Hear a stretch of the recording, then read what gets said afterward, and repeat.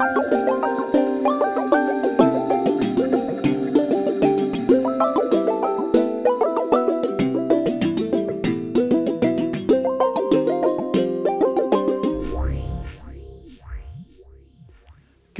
morning, afternoon, evening, night, random county. Welcome to a long-awaited episode of the Random Roulette Podcast. I am your host, a set of costume cat ears, and I'm joined by my always spooky co-host, Suki. Sailor Spooky Moon? Yes. Sure. Yeah, we've been on a bit of a brief hiatus because life's been too busy. Yeah, summer went insane. Bananas. Yeah.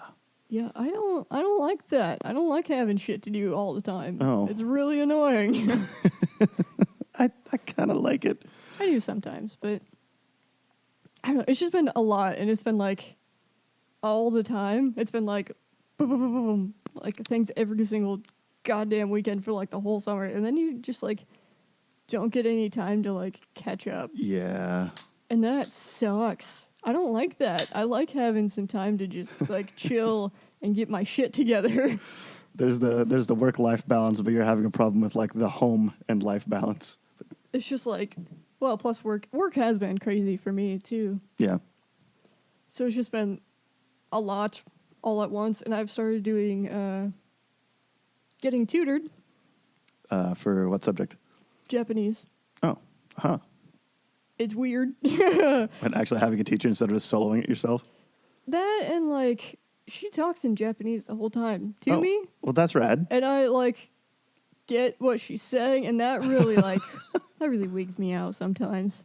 I miss getting random texts from you in Japanese. Yeah, I'm trying. Yeah, that's the other shitty part about having shit to do all the time is I feel like I can never like catch up with anyone, or if I like try to talk to somebody, like I can only do it within the span of like 15 minutes, and then I like forget about it, or I like get too busy and I'm like, well, it's 11:30 at night now, I can't text them back continuing the conversation because that would be kind of rude. I thought you took the drugs.tm to help you with the focus and the brains. Yeah, but I'm focusing on everything else. Oh. It's like I get too busy, or if I'm studying, I'm not answering any text messages. Well, I mean, yeah, and that makes sense. It's like you got to be in the zone. Yeah. So, yeah, that's the other thing is, like, keeping up with friends is hard when you got so much stuff to do. And then it's like, you want to do something, but then you have no energy to do it. And if you feel like if you do end up hanging out, then you're just going to have, like, even less energy going into the next day because you're using it all to hang out. It gets rough, man. You need, like, rough. Less insane friends. Yeah, that would be nice. Be less insane. I'm sorry, I can't. You're talking to yourself. So, yeah, that's that. Studying a lot. We went to an air show. Oh? That was dope. Where at? Topeka. Oh. Cool. So, yeah, we went to his parents down in Wymore. We stayed there. This was after the Lincoln show. Yes. Because I took Thursday and Friday off so I can shoot for them. Yeah. So after that show, we stayed the night in Lincoln. Friday, we went to his parents' house. And then we stayed the night. Then we got up, went to Topeka. Went to the air show, it lasted till 8 o'clock at night. Oh, shit. Okay, let me tell you. So I like big planes, and I know more about like commercial planes than military planes. Yeah. But that being said, I don't know a lot about little planes. Oh, like single engines, like crop dusters. Yeah, like... I know like a small bit about like some Cessnas and stuff, but like, holy shit, there's a whole section of small planes that I have no idea about. And so we went to the show. They had the Thunderbirds, which is cool, always cool. And of course, that's always very like official and America propaganda. Well, based. Yes. Yeah. Everything's very America. Yeah, there. it's all America. Come join the Air Force. I think they're the Air Force. Air Force is Thunderbirds. Blue Angels is Navy, right? Yeah, Blue Angels is the Navy. And then Air there's Force another Thunderbirds. one that's a little less well known. Mm. And I think they're for the Army, but they obviously have less planeage in the Army. I know Marines fly. Yeah. Well, and like the planes they use, like the Thunderbirds are F-16s. Yeah. The Blue Angels are F-18s. They're so cool. I feel like there should be like I feel like there's a, I don't know what we would call that detachment. They're not like stunt plane. They're kind of stunt planes, though. yeah. No, they're just precision. Yeah, like, their whole kind of thing is like, yeah, we could be battle ready in 72 hours. And it's like, we have so many planes. Is that really necessary? We have so many. I don't think they need that. But anyways, yeah, those are cool because they're fast. Yeah. And they are pretty precise. They did some movements where they were like, it was almost like chicken, and then like they would turn opposite ways and slide by. Those are cool. Those are always cool. God damn, they're so loud though. Yeah. You can't put a muffler on a jet engine. So cool. So, and then there was a couple stunt guys in like little planes. Mm-hmm. They were like, this is made out of like 10,000% carbon fiber, so it weighs nothing. Yeah, next to nothing. And it's like, holy shit. And they just get up there and they just do crazy shit. I'm like, that's so dangerous, but cool. And then the one that was really interesting, though, it was a glider that a guy had strapped 2 mini jet engines on. What? So he can use the little engines to take off, and then he can get up there and turn them off and just stick around, gliding around, which is cool. And then, like, it was like this, it was really cool because you could tell the guy was, like, kind of in the artsy area. Yeah. Because the music was, like, classical music. Oh, that's hilarious. Or, like a soft pop kind of thing, which is cool. It was awesome because it's so, like, left from... Yeah, as opposed to most Kenny of Loggins, the stunt planes are playing, like, crazy rock music and whatnot. So that was cool. But, yeah, he would get up there and do all the cool, like, glidey things. And then they're like, now it's time for his stunt portion. So then he would fire up those little 2 engines and just start doing crazy stuff, too. And it's like Ellis swapping a Miata. Yeah. It's like you weigh nothing, but now you have all the power in the world. You are a rocket ship. It's so cool. And then, like, just the small whine you get from, like, those mini jet engines. Yeah. That's neat. But anyways, and then I was like, okay, what else is this? They're going till 8 o'clock. Like, it's going to get dark. How the hell are they going to... Nah, a bunch of these planes, there's one of them, just strapped, like, a shitload of LEDs on it. And was playing, like, spooky music. Oh, that's amazing. So that one was cool. And they would, like, flip them on and off. So you, like, it would, like, vanish, and then it would, like, pop up somewhere else. Oh. Yeah. It was cool. And then the last little guy, he was, like, he had won, like, a bunch of awards or something for being, like, best stunt guy. And these guys are nuts. They strap fireworks to him and shoot fireworks off of them. It's like, yes. You think you would have walked up to the Wright brothers, like, how many ever years ago when they were, like, flying their little dinky paper planes and be like, yeah, in the future, we're going to strap fire to these for fun. I think that would be hilarious, but... What have you done? Crazy shit. So yeah, that was fun. I had a good time. I always like seeing planes, booping planes, getting a small little boop boop, boop boop. I always say, it's like, this would be the perfect time to theft a plane. I don't think that's as easy. If you know what you're doing. But the husband was like, you can't steal from people. That's not very nice. And I'm like, no, but I'm fine with stealing from the government. I've already paid for it. My taxes. It's mine.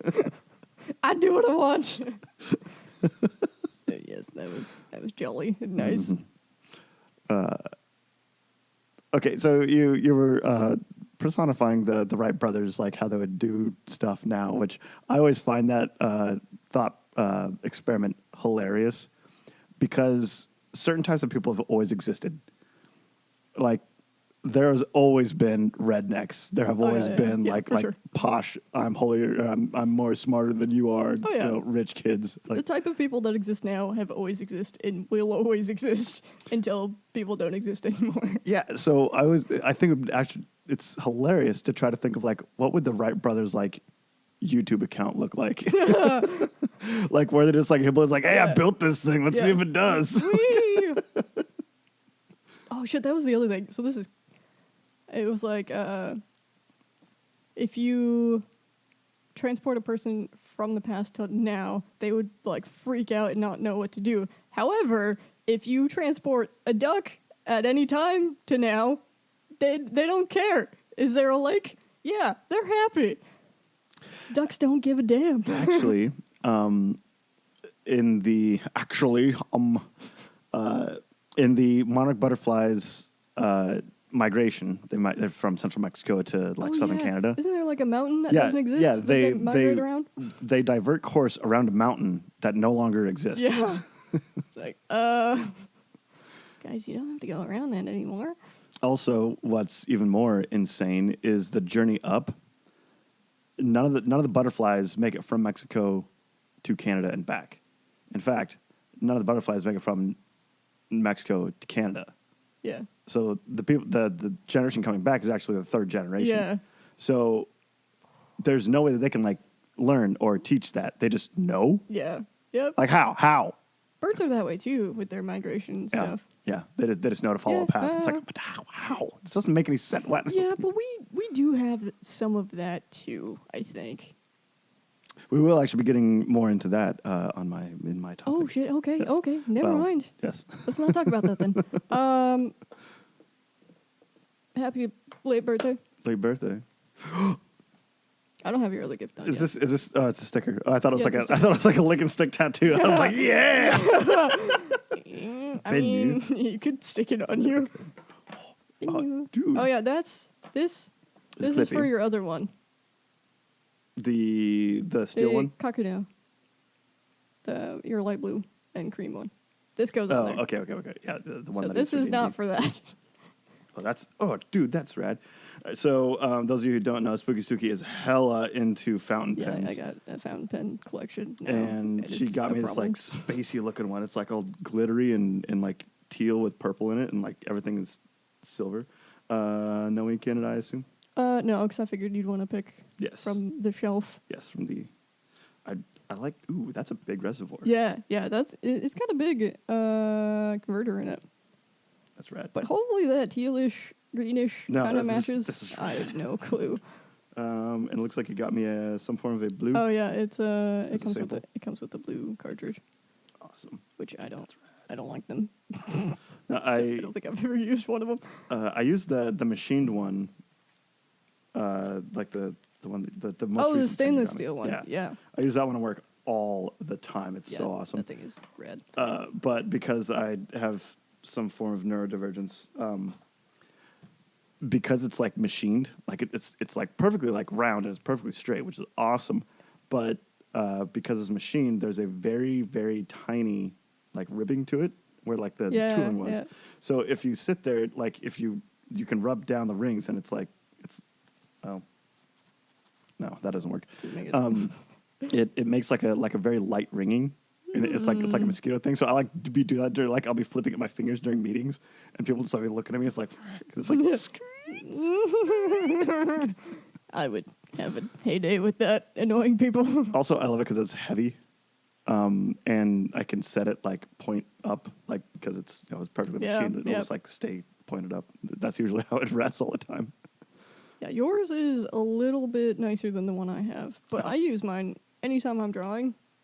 I use that thing. It's amazing. I feel like I got gray for the brush tip, and I feel like I need a different color for the brush tip. Yeah, but that was the color that came like specifically for that one. Well, like they made that color for that pen. I guess it makes sense. It's like a theme. It's like steel gray or something. Are you have here? Give it. I'm an expert sticker. Does this go on my notebook or does this go on my water bottle? On your forehead. What? No. Or does it go on the moped? Put it on your notebook. That's my plan. You didn't even check to make sure that the green matches the teal. or if it fits in the loop of the... Because he wanted it for that notebook. Yes. Anywho. Yep. Sir Random is now 85. Yes. Yes. Turned 85 this year. Well, I had turned an indiscriminate number of years. 185? No one will ever know. We'll never know. God, what the hell did I do for my birthday? I can't even remember. This was like... You went to the Husker game. Yeah, that's right. I went to Lincoln. And it was rad. I don't know if I'd want to go to a Husker game anymore. Is it close enough? Close enough. It works. I thought the purple was really neat too. I didn't know it was going to be like that insane. Rainbow glitter in the middle. I was like, I opened it to make sure it like everything was good and the nib wasn't bent or whatever. And I was like, holy shit, it's so glittery. But it's kind of cool. This is like one of their new series. They call it like the Astro Gem or something. And they named them after like moons and planets and shit. I can't remember what that one was. Does it say? You might. Here, let me look at this. The literature. Maybe it doesn't. Yeah, the pen itself, it's like faceted, like it looks like a kilo. gemstone. What? Kilo. Okay. No. Yes? K-L-I-O. Yes, Kilo. that's kilo. Yeah. I don't know what moon or planet that is, but It's just Beano. the other one that I was looking at in the same collection was called Leto, which I know that's a moon. Jared Leto? No, sir. It's a moon. It's a Jupiter moon, isn't it? I don't know. I can't keep track. There's too many goddamn moons. There's a lot. In our solar system. So, yeah. Trying to think of what else I've done. I don't have your jacket done yet, though. Yeah. Something's getting too cold to ride. Oh, you're using it for the moped? Yeah. Oh. Well, I mean, it's also like a really good like fall jacket. Oh, shit. My scooter's in my garage. In your garage? Yeah. Not in Terminator's garage? No. Oh. I went and got it. And you rode it back? No. Fuck you. No, I can't actually. Supposedly, at one point, it started and ran, which is why it made its way back this way. Yeah. We couldn't get it to start, because I was just going to ride it around the block. Yeah. To make sure everything worked. Yeah. Couldn't get it started, and so we took it home anyways, and we're going to look at it. But we found out something fun as we were unloading it. I had the key in my pocket. Mm-hmm. You press the start button and it still tries to turn over. Oh. It's not supposed to do that. No, it's remote start, you know? It's keyless. Whoever tried to fix it probably cost some wires. And we kind of think that it's... Because the fuel line's fine. Everything else was fine. So we think that it's not sparking maybe because that's messed up. Oh. So it's not like clicking off the safety to get it to actually spark. Oh, I see. Yeah. In the ignition. So, I don't know what we're gonna do about that. But take it apart and fix it. We'll find out. But yeah, so it is here. Yes. It's not in great shape. I hadn't seen the thing for a while. Mm-hmm. And honestly, I don't think I've ever actually looked at it real hard. Oh. It's quite scratched up and stuff. Well, but it was like that when I bought it. It's okay. You have rap skills now. That was also 10 years ago when I bought that thing. It's been that long. Sure? 2014? No, I bought it before then. Shit. And you've never ridden it? No, it's never ran. the entire time I've had it, it hasn't ran. So yeah, we'll figure it out, or we won't. I don't know. Or I'll just call my dad and be like, "Hey, it's still broken. Please, freaking fix it. I don't know what to do." So that's fun and dandy. Maybe next year. It's already getting too cold, I think. I was gonna ride into work today. It was nice enough, but I was like, I was kind of running late because I'm a lazy piece of shit. Yep. That happens. No, I've had mine since July. I've gone through 2 tanks of gas in it. Yeah, somebody think they couldn't for sure say it was you, but he was like, I think I almost hit him the other day. I was like, oh man. Where? On Norfolk Ave. Maybe. I And mean, this could have been like any extent of time previously, so I don't know. But he was just like, I think I almost hit him once. And I was like, that's fine, just hit him. now! Just knock him over. I ride it to movie night all the time. Yeah, that's not very far from Yeah. your house. Well, yeah. I mean, I don't want to, drive it through states away. Yeah. Who was I talking to at work? Oh, that was like, well, yeah, it's like, you're not like a real motorcycle. It's like, no, I got a motorcycle away from a dude on a Harley once. And it's like, I bet you take that thing to Sturgis. I was like, okay, if I could drive it all the way to Sturgis, one, that'd be ridiculous. It'd take You me don't like have 4 to days. drive it all the way there. No, but you get more street cred if you do. Just put it in the back of the toy hauler. You can ride with Dad. I'm sure that'll be a jolly time for the two of you. What I really, really want to do is go like one of the bumper mount bike rack things. Put it on that, on the back of the Subi. I think we have one of those. I mean, you need, that thing, I think even dry, it still weighs like 120 pounds. So you need kind of like a heavy duty one. But it wouldn't be very difficult to just, No, I think ours is rated for quite a bit. yeah. Because I think ours can hold like 4 bikes or something. Mm. I've never looked at that either. We have it somewhere. I don't know where. I should get a bicycle. Well, no, so that's why I have the moped. I just ride that around town. Yeah, me and Frog Mama were gonna go bike riding, Yeah. but she's like busy as shit with work and school, Yeah. and I'm busy with work and kind of school And the learns. and learning. So maybe next year. Speaking of learning, you ever think that learning is just one brain telling another brain how to brain better? I mean, isn't that everything? It's just made up stuff by brains. Oh, yeah. Everything is made up. Oh, what was somebody saying? I was talking to somebody about something the other day. Oh, literally, where are you? That hell of a story there. And it was along the lines of, like, brains are just in a mech suit or something along those lines. Oh, yeah. No, you aren't a body. You're actually a brain, but your brain is inside your skeleton. Yeah. So your brain is driving a mech that has meat basically. armor. So the conversation was along those lines, and I was like, nah, I'm just 3 frogs in a trench coat. That I would believe. And the trench coat is just my skin. Okay, now it's weird. So there you go. There's some spooky, scary skeleton stuff for you. Yes. Um, Okay, when you think about a brain, like you picture it in your head, it's kind of gross, like it's slimy, it's wet, it's like this weird soft pinky thing. It's like that's your brain telling that it thinks that it's gross. No, see, I don't think it's great. Like, part of me is like, wouldn't it be kind of cool to just like maybe have your head cracked open a little bit and just maybe like give it a boop, see what happens. Hard reset. Just like not a hard boop. You just give it a little pat, see what it feels like. Like was it the guy from the Mad Scientist in Nightmare Before Christmas? Doesn't he like take his hat off and scratch his brain? Oh yeah. He takes his like skull. Yeah. He's bald. Yeah. He just takes his little skull off a little bit. Yes.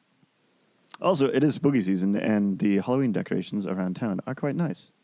I drive by a 12-foot inflatable pumpkin twice a day, and it is that thing amazing. That thing is huge. Holy shit. I'm like, yes.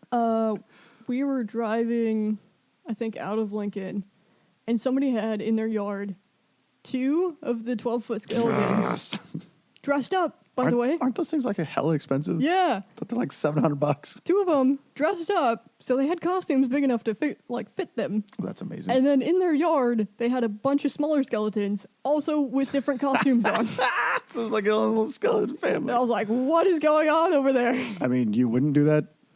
I mean, no, because nobody comes out this way. It doesn't matter. You decorate your house. I want to decorate your house. I'm too lazy. Isn't that why you live out in the middle of nowhere? I have not done any spooky things up until probably this Friday. How dare you? I will have not done any spooky things. I've been too busy, man. I don't know what day or month it is most of the time. It's okay because, what is it, 8 p.m., October, and Thursday are all canonically the same thing, really. Okay, I don't like that. Get that away from me. Why? Because it works. It's weird. It's a weird thing to think about. We'll get more into that, too, with my topic as well. Oh, God. Don't know what your topic is. Oh, man. I thought I saved something to talk about. And now oh. So the sound for like a jump or a hop. Whoop. Pion, pion, pion, pion, pion. Is it the Japanese onomatopoeia? Jump Pion, or pion. hop? Frogs are jumping around the pound. I was like, this is amazing. I must eat Wait, it. what's the? There's like a line that goes like down and then over. Is that cadence or is that pitch? That's pitch. I didn't know there was a lot of pitch in Japanese. I thought it was more cadence. It's kind of more for words that are similar or have the exact same hiragana. So in order to make them different, you have to learn the pitches of stuff. I mean, stuff does have pitch. Yeah. Everything has pitch. But for some things, it's more important than others. See, in English, we really only use pitch for emotion and for punctuation. That's not entirely true because we do syllables. Yeah. That's the difference. They don't really do syllables. I thought that's what kanji was. No. Kanji's just for I writing. thought it was all syllabic. No. Huh. I mean, kanji has the way you say it, but it's not a syllable thing. Okay. If that makes sense. It's not like No. do. They don't have syllables. That's what it is. Mostly because a lot of times when you take one kanji and put it with another one, it purposely makes it so when you say it, it runs together to make that word. Okay. If that makes sense. Yeah, like you don't just like put like an S and then an R together. Like that's not always the same thing every time. I mean, I guess you can put an S together with anything else. You don't put like a Q next to a K and that makes it a completely different like idea. Yeah, I guess that's kind of. I might be overcomplicating this. Well, the problem is like Japanese, everything ends with a like a vowel sound. No, okay, yes. So here's maybe a better analogy. N. A lot of the kanji is building blocks. Yeah. Whereas the Roman alphabet it's not really that because ours is syllabic. It's based off of syllables. Yeah. There's not a lot of syllables going on. And you'll actually have it quite often where, like, if a kanji is like setsu, and then you have the other one that's ki, it'll actually kind of cut down the tsu sound, so it'll be sekki. So if the pronunciation is so insane and like razor sharp in Japanese, how do you have accents and dialects? So a lot of the time with dialects, they actually use completely different words for shit. Oh, okay. So yeah, in like Kyoto, they'll use like more of the traditional Mm-hmm. Well, makes sense. sayings of stuff. Because like in Tokyo, a lot of stuff has actually been like modernized. Even kanji has gotten modernized, but the modernized kanji is strictly controlled by the Japanese government, which is weird. Yeah, that is kind of interesting that they have like a Department of Language. Yeah. But yeah, it's different words for things that have. It's almost like more like slang. Well, I mean, it's closer to slang for us. There are every year. There's like 10 to 20 words that are accepted in the Webster's English Dictionary. Yeah. Or like, or different definitions of words. Yeah. Like, so, I mean, we do that. But there's not like a governing body that says, this is how you talk English gooder. Yeah. I guess like the a good way to think about it is it's like using soda and pop. Oh, yeah. It's like okay, it's that more makes a lot like more sense. that. Because if you say soda, you're an idiot. Yeah. No, I mean, I say soda sometimes. Pop. I don't think I've ever said soda. Soda pop, is what though. you bake with. Pop is what you drink. I don't care. Okay. I feel like soda pop is weird, but using either soda or pop is fine. Mm. But soda pop is the weird one. Yeah. Because that's... Now you're just adding more for no reason. Anywho. Enough about Japanese stuff. Let's talk about our drinks. So because you're a latent alcoholic, you subscribe to a booze of the month. I actually have like a shit ton left from like from the previous the summer ones. So I'm half tempted to, instead of having a tea party, we could just have like a cider tasting, and then I can make a pot of just like normal cider that's not boozy. Oh. So we could have like a nice in between. That could be amazing. Or for somebody who doesn't want to drink, you can just have like the regular cider. Especially with it all being fall and such. Yeah.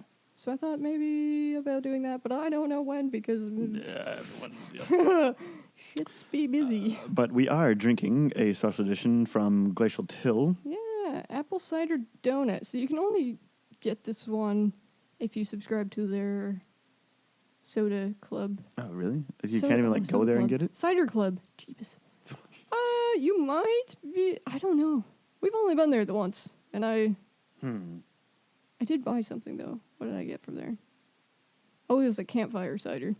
Ooh, I think I got that one. 2 bottles. I think we drank some of that. It's been a while, but I got 2 glass bottles of that, and it was good. But that one you could only get in the like actual place.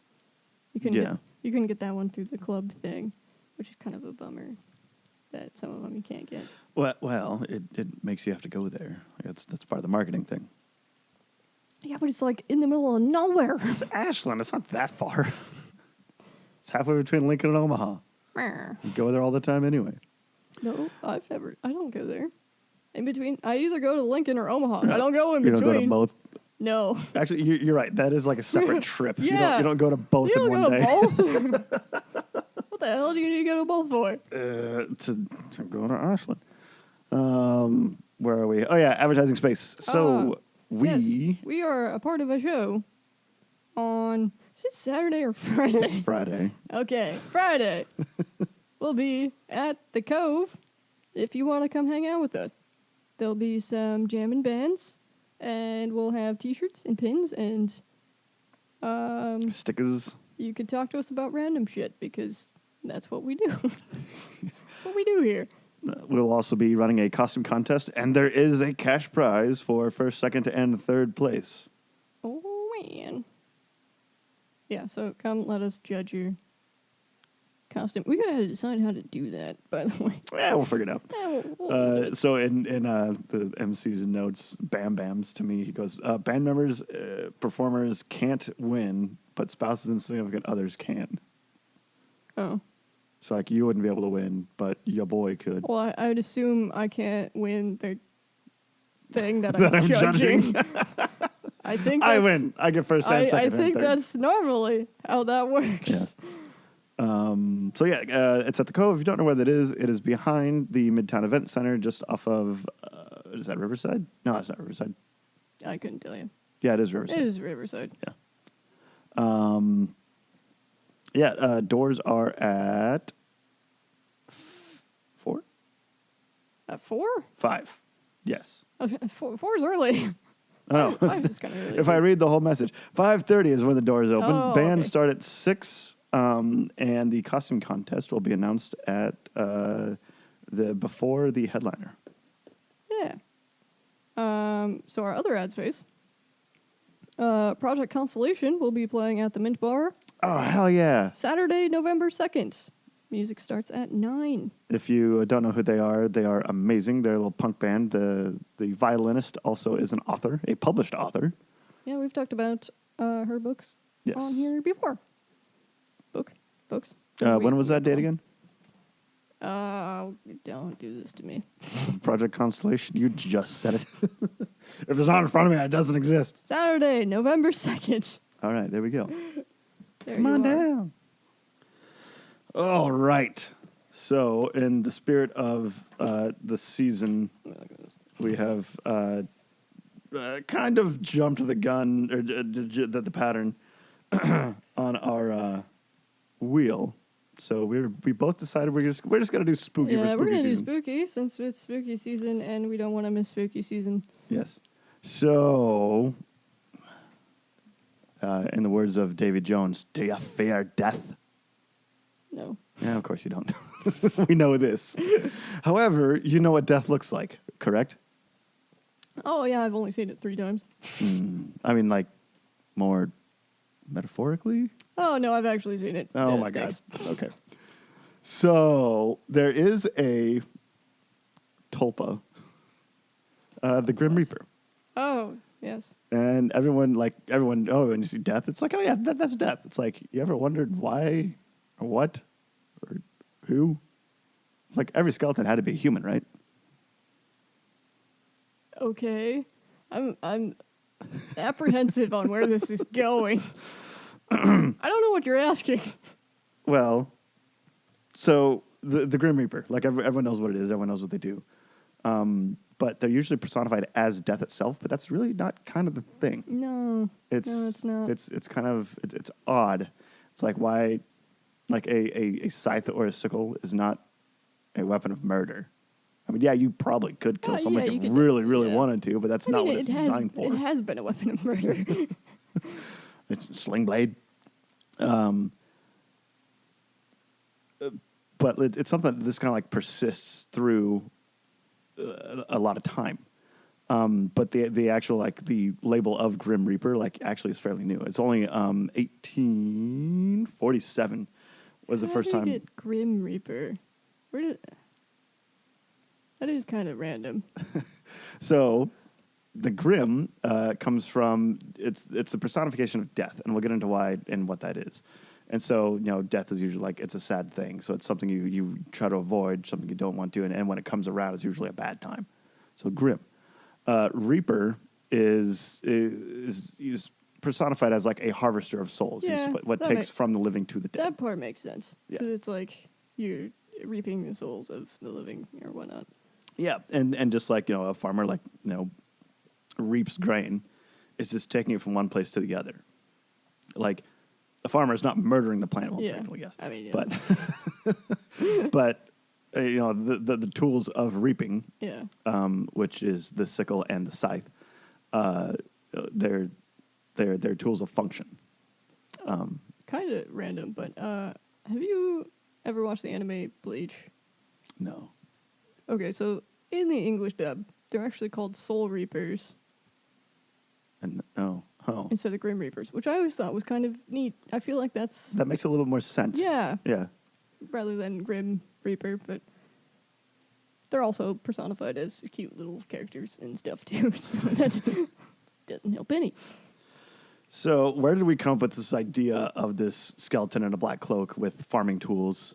Also, it's very weird that it's called a Grim Reaper and it holds a scythe. There's two forms of it. One, he's holding a sickle, which is just like a short hand, think of like a knife, but a very curved blade, a short-handled thing. That is a scythe that is used for reaping.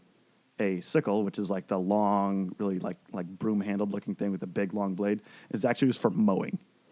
Yeah, but if you think about I'm guessing this was during the lovely Victorian era. Oh, it's further back than that, but we'll get there. Okay, anyway.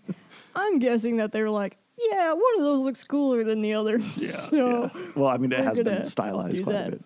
But I did see a neat little comic the other day that it was kind of like a offshoot of that, where it's like somebody had died and the Grim Reaper had shown up and just snipped his soul away from his body with the scissors. And he was like, I thought you were supposed to have the scythe. And he's like, oh, I only use that on like the battlefield.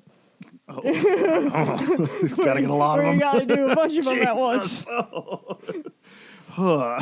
So I don't know, maybe there's some some lovely truth to that. That's horrific, but amazing. But no, he actually really should be called the Grim Mower because it's a mowing tool, not a reaping tool. Yeah, but like how many Grim things Mower. how many things out there do we name improperly? All of them. Actually, all of them. So I think it's probably fine.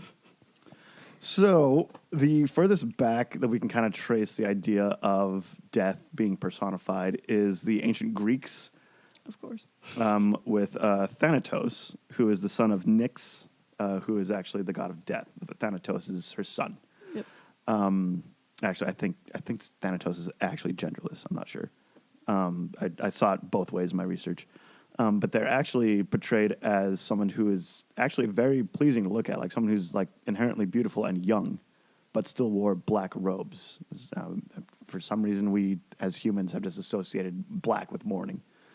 Mouring, not MOR. Yeah, I think that's probably been around longer. Wearing black for mourning. Yeah. Because I think I think that's probably about it. Although there is one culture that would wear white instead, but I can't remember off the top of my head which one that was. I want to say it was one of the Asian cultures, but I'm not entirely sure now, so don't quote me on that. But I know there's one out there that wear white instead of black. Be like robed in heavenly garments as opposed to black. I like the black better. So, the Greeks, they had that whole idea of that for quite a long time. But still, even in like that far along, Thanatos is always portrayed holding a sickle. And, it's the idea of taking something somewhere else. Also, in Greek culture, we have the three underworld, which is Hades, who's obviously the looks over Hades. Hermes, who's actually the messenger, he can go fast enough. We can go between the world of the living and the dead, and then Persephone, who every spring dies and goes to Hades to be with her betrothed. There's a really good comic out there about that whole story. Yeah. That is really neat and kind of modern-y. It's called Lore Olympus. So it's like following that whole story and stuff. And it's got like some... Yeah, like it's super popular and she won a ton of awards for it. Now I think they even like print it. So it's dude. Yeah, it was a webtoon that got so popular that it's gotten hard printed. copies. So like That's amazing. It's out there. If I definitely recommend it. Yes, but with those three, the thing is, none of them kill anybody. Like, yes, they are responsible. Like they're like more like the guardians of death, but they aren't death itself. And then there's also in that mythology, there's Charon, who is kind of closer to the Reaper, but is a centaur, but also like is a boat captain. Yeah. But it's still the same idea. It's bringing souls from one side to the other across the river Styx. And Charon is also usually portrayed wearing robes as well. So yeah, it's always black robes. Yeah, I don't know. I don't think they're ever actually the ones doing the death part. They're always just like an escort type of position. Yeah. Instead of the actual murdering. Yeah, like you don't see the Grim Reaper because he's coming to kill you or you're gonna die. Yeah. No, you see the Grim Reaper because you are dead. Because in Greek, it's the fates that cut your string, and that's when you die, right? Maybe. That I think I vaguely remember that, where it's like, so it's the fates actually working the strings, because every soul has a string and whatnot, and it's like them cutting away at stuff and whatnot. And when they cut your string, that's when you die. So it's actually them doing the death part. I think. Interesting, yeah. Perhaps. Don't quote me on that either, because it's been so long since I've researched any of that. One of my favorite Stephen King books of all time is Insomnia, and the idea is this guy, he can see like literal like life forces of people. He sees them as like auras, and at the top of their head, it's like a filament that then like blooms over their body, and that's their aura, and everyone's is like a different color. But there are two, not really elves or angels, but like small humanoid people, and they have like very like like beautiful long like stainless steel scissors, and like as someone's dying, like they come and comfort them and then snip the top of their aura off. And then one of the enemies in that is this like deformed creature that's like very more like goblin like, and his scissors are like rusty and bent. Oh god. It's really good. It's one of my favorite Stephen King books. So going on with mythology. So for a very, very long time, we have these visions of someone who ferries your soul to the afterlife.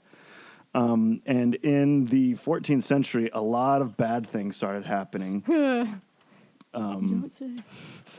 Wait, before we get there, okay. I want to talk about. Let's go Nordic, because they have their own thing like that. Oh yeah, they have their own it's more like a hall of souls and stuff, isn't it? Yeah, so like the Nordic afterlife is very, very complicated. So the main entity there is Hel, Hel.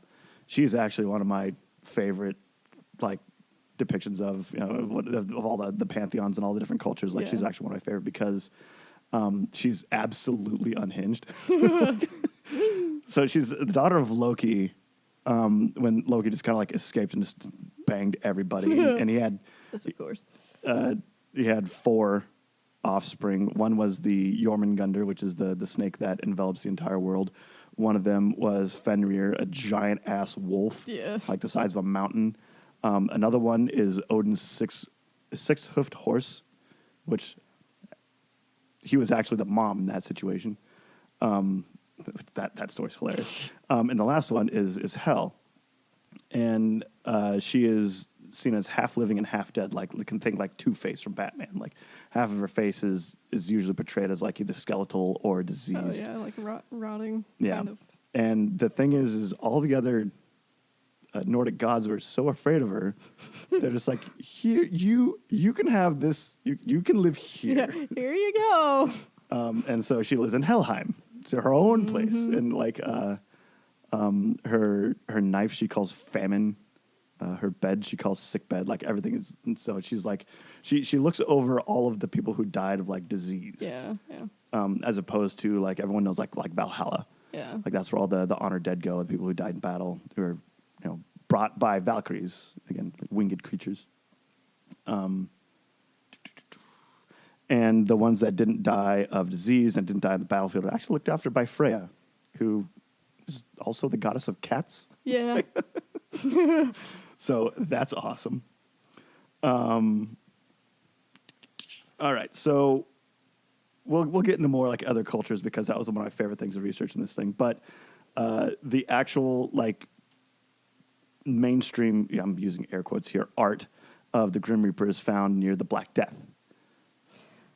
Yeah, that makes sense. So literally a third of all people alive died.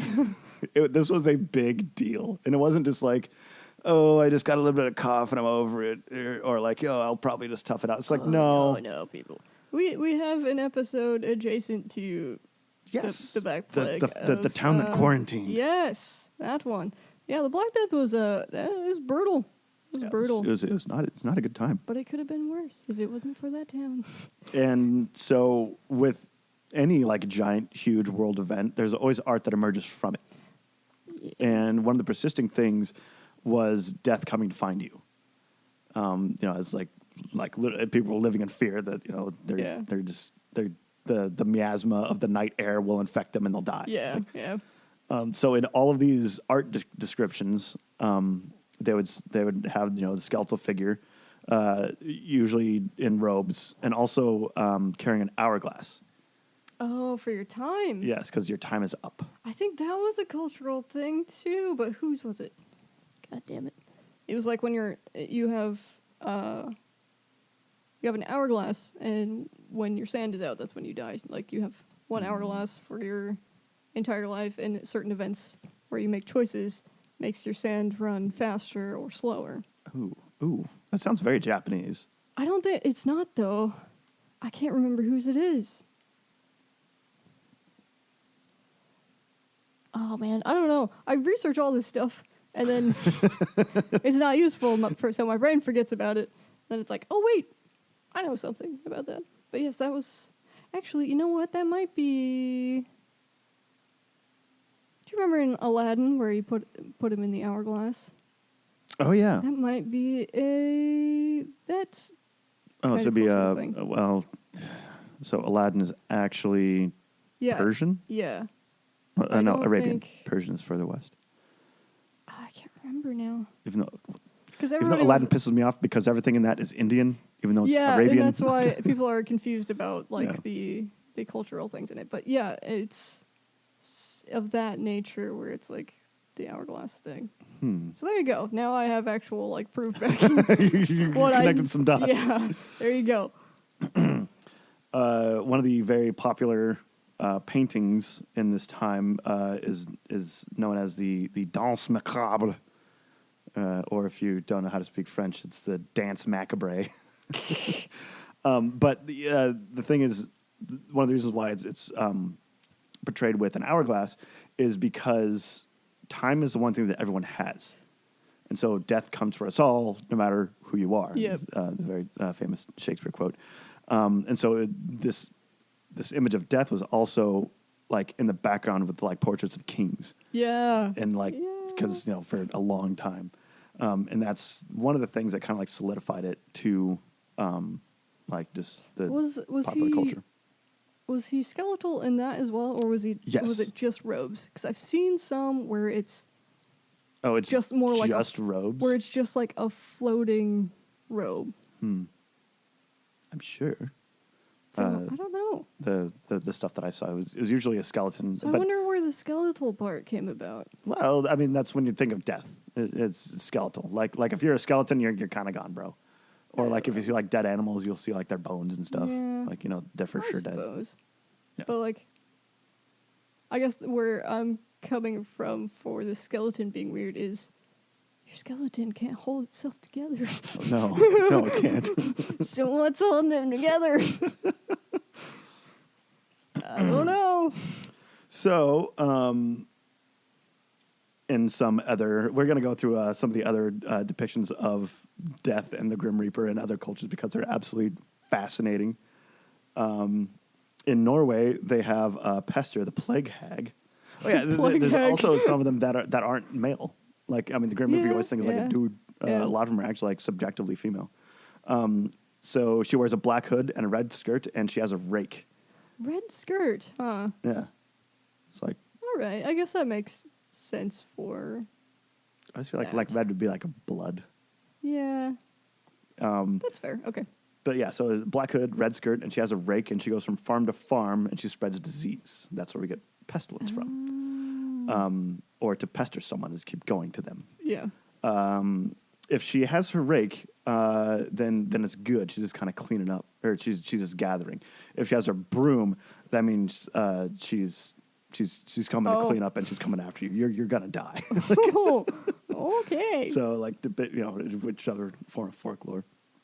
The Celts actually have one that's very, very close to the Black Death version of death.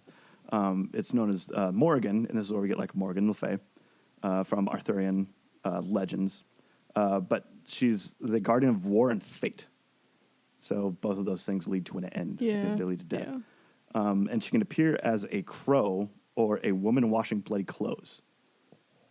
So as a crow, she's just an observer. Yeah. But because she's also, not the goddess of war, but she's associated with war. It's she's cleaning up the bloody clothes of soldiers. So these are all people that have died. She's also associated with banshees. Oh, okay. So the undead as well. Is she supposedly the creator of them, or are they just?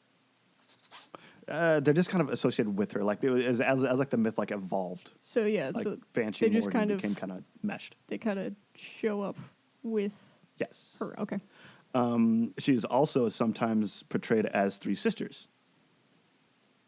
Oh yes, of course. Just like the Three Fates are that way too. What's the movie that I can't think of with Bette Midler? I can't help you there. the one that everyone likes. I probably haven't seen it. Whatever the children. talking about. The children. Fuck, what is? She rides a vacuum cleaner. Hocus Pocus? Yes. Oh, okay. That one I have seen, actually. I think we did we did a video on that one. That was podcast. Oh, yeah, we did. We did. Yes. Last year? Yeah. 2 years ago? Yep. And so Shit, I don't know anymore. yeah, so the three sisters, that's also very, very Celtic. Yeah. All of Celtic mythology is actually fucking terrifying. Oh, shit. Okay, so... God, is it Celtic or is it Irish? Is that part of that still? Are they still calling it's like rectangle and square. Yeah, I was going to say, are they still lumping that? Doulahan. Yes, that was what I was going to get to. Oh, yes, okay. I was like... The headless horseman is also like All right, a messenger. I'm ahead of the game a little bit. No, you're fine. Because that was just the next thing. There's also one called a doula instead of doulahan, where it's a rider on a horse, but the rider is like sewn into the back of the horse, and its arms are so long that it touches the ground. That one's scary. I don't like that one. No, all the Celtic mythological creatures are absolutely terrifying.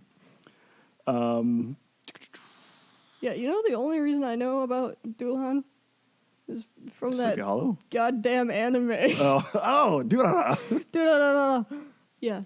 Although, you know what? I really like that anime still. No, it's good. To this day. It's wacky and out there, and I wish they would make more of it because it's nice and refreshing because it's just got so much random shit going on.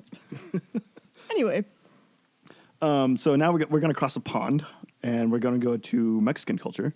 Oh, yeah, their stuff is fun, kind of. Yeah, well, yeah. It's a little fun. So what's really cool about, like, Mexican culture, especially, like, central and, like, southern Mexican culture, is they still have a lot of ties to their indigenous roots.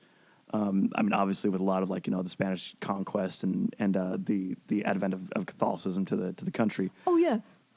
On that note, I know this is kind of random in there, and we might have talked about this before, but did you know that there's a large community of Irish Mexican people? What? Because, Maybe skipping the potato famine? Yeah. So, okay, Ireland was having a hard time. Yes. The US was like, okay, we'll help you out. You can come here, and you can fight in our wars for us. And, so they went to fight Mexico, and the Irish were like, these guys are not so bad. So they changed sides and stayed in Mexico. All right. And that's why there's Catholicism. Yeah. Irish. Helped that along. They were able to help that along quite a bit. So, yeah, that's a whole crazy thing.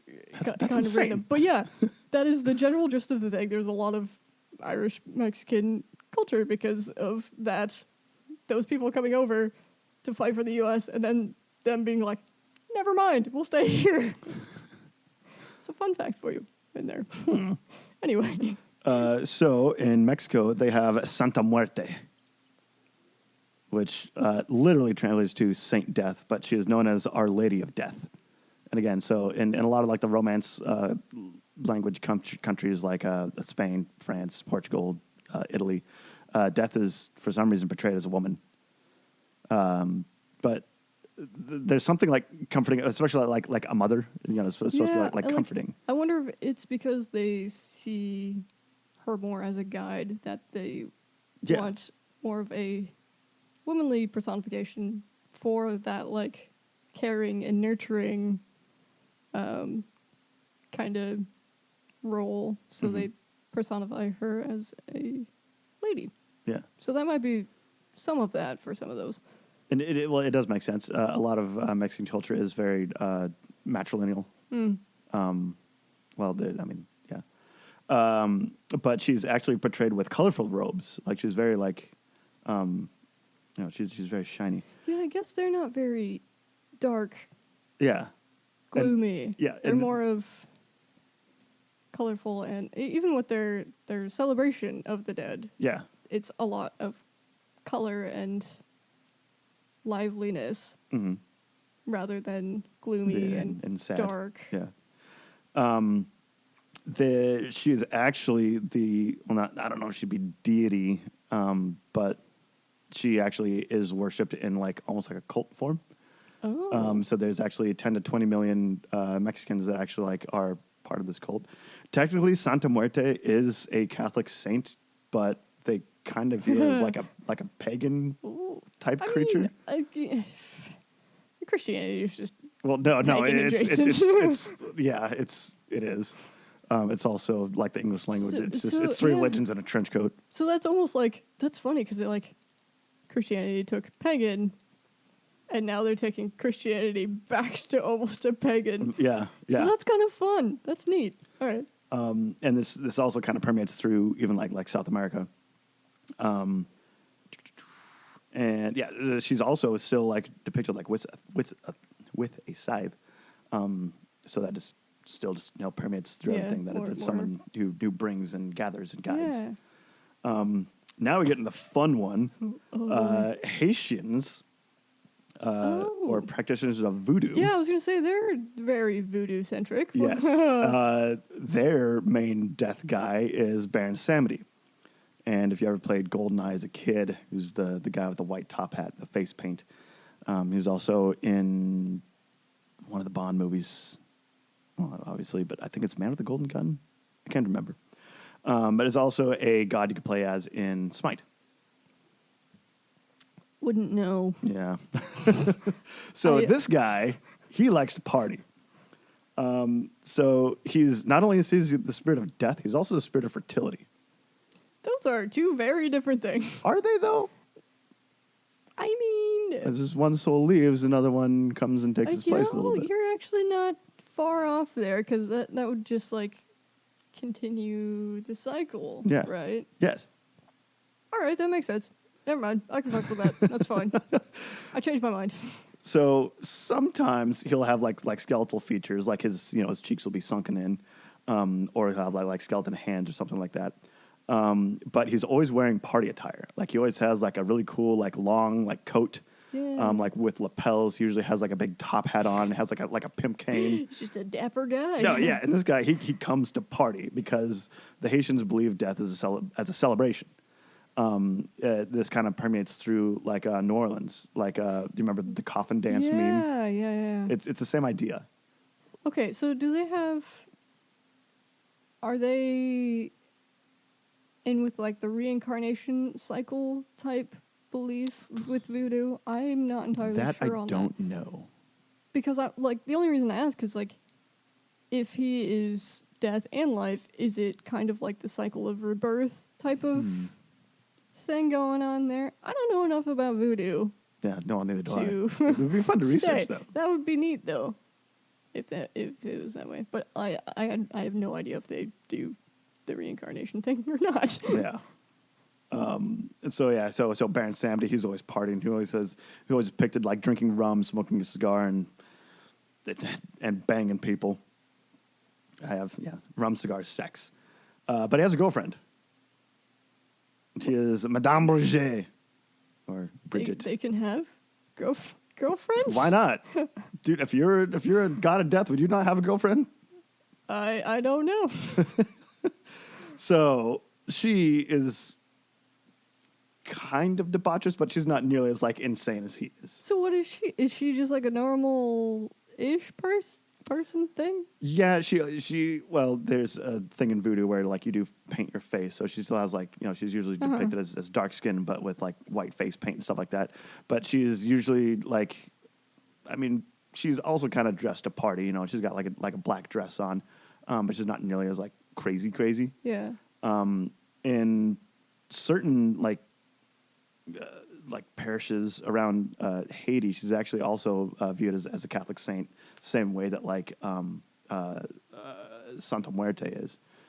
Okay. I don't know the story behind why she'd be canonized, but she still is.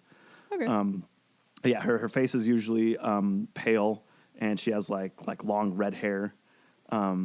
But she drinks rum that is spiked with chili peppers. Oh, spicy. Is that why your hair is red? Yes. But so when Baron Samedi is done, like drinking all the drinks and smoking all the smokes and hanging out with all the ladies, she is the one that guards the cemeteries as he brings people to them. So God, that just makes that's her jam. That just makes him look like a big old piece of shit, doesn't it? No, he goes out, he gets all the people, hangs out with them, and it's like, here, come on. It's like, all right, come back. Yeah. No, she's his wife. Yeah, that one's just hilarious. It's like, all right, that's way different than how we death for us is the saddest thing. Yeah. We'll talk about one last death deity, and of course, I had to end it with Japan. Ah, here we go. Izanagi and Izanami. Yep. So they are actually they're like one of the newer generation of Shinto gods. Like some of the other ones have like lived their whole thing and then died, but they're the ones that are here now. And they birthed a lot of like the main deities. Yeah. But the last one, and I can't pronounce its name, but was the god of fire, and Is it Susanoo? Something with a K. Oh right, okay. So, jeez, I know all this stuff. So he was the last because he burned his mother to death. Yeah, as he was coming out. Yeah. And so Izanagi got very distraught over this whole process and chopped this infant into 8 pieces, and those 8 pieces became the 8 volcanoes of Japan. Yep. Like you do. Oh, jeez. I know I have a whole book that I've been reading on this, so I'm not going to get like too terribly deep into it. Like there's a lot more there, but there's so much. So he was so distraught that he went to the land of the dead to find his wife to bring her back. Yep. And so as he like journeys into like the dark, very shadowy realm, like he can't really see things. He can only see like ideas of things. Yeah. And he ends up finding his wife, but he can't see her. And she goes, "I can't come back with you. I've already dined. I've already eaten the food of the dead. I can't leave." And a deal was struck where he would be able to leave with her if he never looked at her again. Yep. If you didn't look at her in the cave. Yeah. And so, like, as they're leaving, like, again, everything is dark. He's literally in the shadow realm. And he starts to lose his way. And so he strikes a torch, turns and sees her, and how horribly rotted and disfigured he is. Yeah, she is actively, like, decaying while he's looking at her. Yeah. And, like, bugs are coming out of her. Yeah. And all of it's basically he's being a shit because it would have been fine if you wouldn't look, but yeah, it was a deal of like, as long as you don't look at her while you are in this cave, I will let you leave. Yeah. And she would have been fine if he would have, but he freaked out, and then she was mad because he didn't keep the deal, obviously. So he starts running, and she starts chasing him. Yep. And like starts sicking like demons after him. Yeah. But no, he throws his hat that turns into grapes and just bonks on his head. Yep. He tries to hide and like behind a tree and has to go to the bathroom. So he pisses a river and this demon can't cross, but then it eventually does cross. Yeah. And then he throws a peach at it. Yep. And that stops it. Like, of course. Yeah. I feel like there's something lost in translation here, or at least like a lot of those things like mean something more like culturally. Yeah. Like especially like a peach is very. Yeah. But as he like makes his way out into the land of the living, he starts to close off the cave with a giant boulder, and as like the cave is closing, Izanami screams to him, I will take 1,000 souls a day." And he goes, "Well, I'll just make 1,500 souls a day." she's just wailing because she's so mad that he couldn't like keep his end of the promise or whatever. Yeah. Like that whole story is crazy. Yeah. All of that stuff is crazy. Yeah. So then it's like a husband and wife, and one is life and one is death. Yep. And then he goes in waterfall and takes a shower and cries out the sun and the moon. Yep. Like you do. Anyway, so many different descriptions of like death and the Grim Reaper, and I like how there's so many parallels that like go through. Oh, there is one that I'd like to add to the Japanese section. Okay. There is a woman spirit that escorts children between life and death. So, she was a governess or a wet nurse. She was that, and she was killed by a spirit. I can't remember which one, but she was killed by a spirit, and her vow of vengeance was she wouldn't let any innocent souls be eaten on the way to the afterlife, basically, or the reincarnation cycle stuff. So, she waits in like the entrance of the cave to the afterlife, and waits for the souls of children, and she helps them along the path. So, the demons and whatnot, the ghosts. It's very like from Spirited Away. No Face? Well, No Face is technically a monster. If you remember that correctly. Yes, yes. But like he looks scary, but is actually guiding. No, she looks normal. Like she just she kept her visage, but she escorts because you have to walk along the river to get to the river in a cave. I don't know why it's like that, but I did. Yeah, river in a cave. They have to walk along the river to get to the afterlife. So they're not going to like the underworld. Their underworld area, which is where the other lady was, because she was a deity, basically. So that's a separate thing from where people go. Oh, okay. Yeah. If that actually makes sense. Okay. Yeah. So she escorts the children along the river so they don't get eaten by bad things, basically. And that's her job, is to escort children, because she was that was her version of getting vengeance upon her death, was to escort these children so they don't get eaten. So she's kind of similar to like a Grim Reaper character. Yeah. Of she's guiding the souls, but it only applies to children for some reason. Probably because they're like the innocent souls or whatever. Yeah. They don't have to makes be. sense. They don't have to be like judged by anything or anyone. But so that's her job, and that's it, I guess. But that reminds me of a Grim Reaper character. Yeah.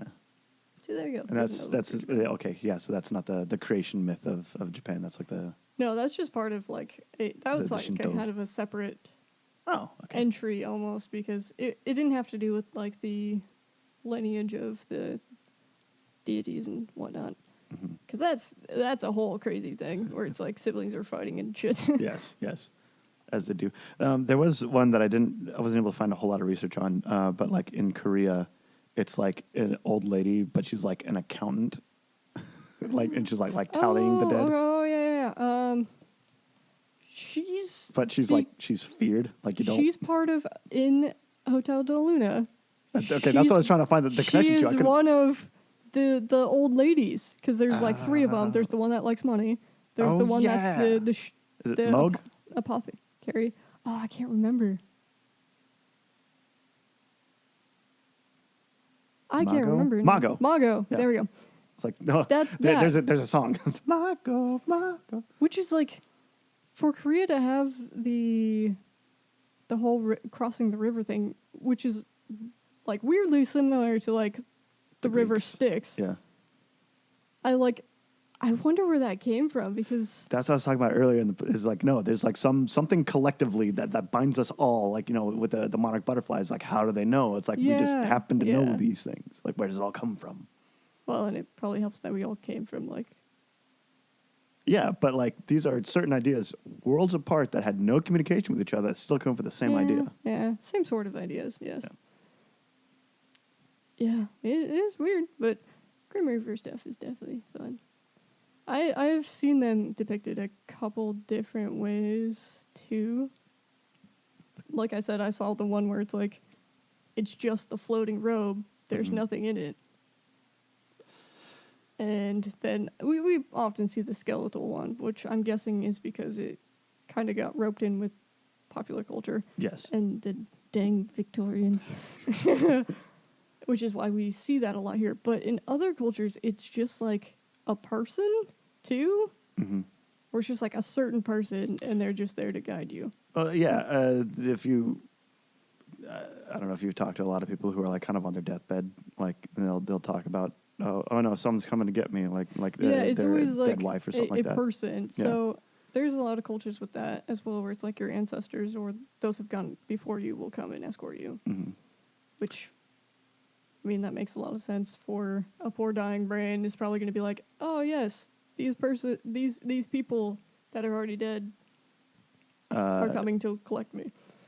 In a more modern tale, Roman Grosjean, in his fiery crash in Bahrain in 2020,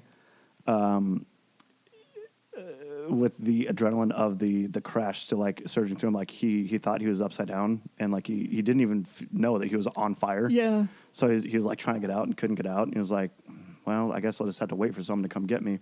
He said that in an interview that he felt someone like sit next to him and says, hey, you got to get out. Yeah. And in that moment, like he felt like he knew this person right away and referred to him as Benedict. And is like, I don't know why, but that was just the name of this person sitting next to me. Huh. And he says, no, you got to get out. You're like, it was like, no, I'm stuck. It's like, just pull harder. Harder. And that's when you see him like coming out of the goddamn flames. In Catholic tradition, I believe Saint Benedict is patron saint of the sick and dying. Ooh. That's spoopy. Yeah, it's very spoopy. Yeah. But yeah, I mean, you gotta wonder how much is a dying brain or like near-death experience brain trying to keep itself from dying. So it's like telling you these things, and it's like your brain doesn't know what it's trying to. Your brain's an asshole. Your brain can make you happy all the time, but it won't.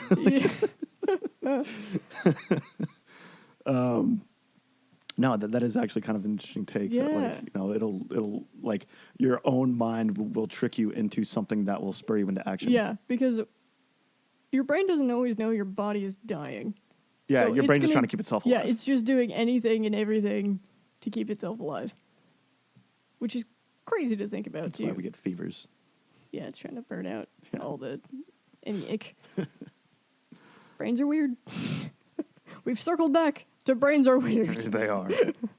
So, in conclusion, through this whole journey of learning about this stuff, I find it very interesting that, like, death is, yes, it's the one constant in life, but it's also a weird thing that binds us, and not only like as someone's dying, but like as like a Carl Jungian collective unconscious. There is a personification of death that everyone seems to know about. So which one do you like the most? Which one do you most are like? Yeah, that would be the one that I would want to see. I mean, Baron Semide is like really like kind of scary, but I like that he's like death is a party. Like, I mean that's awesome. Yeah, all of the Nordic and Celtic ones, no thank you. I think Santa Muerte, I like the idea of like a loving mother that is, guiding you. Yeah, that's cool. Yes. Down with that. Yes. So, thank you for listening to our spooky episode. Yes. I think I have to leave you with a joke. Yes, you have a joke. So, what is Amazon's most shipped item? Boxes. Yes, a cardboard box. It's too easy. Shipping labels? Because they don't always do boxes. You don't just ship a shipping label. It's like, what's the thing that goes through the post is the most? A stamp. Fuck you. I mean, it is true, though. A stamp is a separate thing. Okay, well, if that wasn't good enough for you, then when Lightning McQueen gets injured, does he file a personal injury claim or a car insurance claim? You know what? Okay, so listen. Listen to this. So in the Cars world, they show them going through airport security, which means that a Cars 9/11 happened. In planes, which is in the car universe, there's a World War II plane that talks about like his friends like dying over the Pacific. That means there's a Cars Hitler. It also means there's a Cars Gerard Way. So somewhere out there, God, no. there's a Cars My Chemical Romance. Does that mean there's also a Cars Ellen DeGeneres? Yes, there's cars of everyone. There's cars everywhere of everyone. So who actually is Lightning McQueen in the real world equivalent? It's got to be NASCAR. Ross Chastain. I don't know. I don't know who he's close to. I don't know any of them well enough. But there you go. There's Kyle Larson. There's some fun facts for you for no reason. All righty. Well, thanks for listening. Stay hydrated. Don't die. Be a menace. Yeah. Be gay. Do crime. Just do crimes. All the crimes. Just do crimes. Do every crime. Anyway, that's probably enough for this one, don't you think? Yes. All right. Bye. Bye.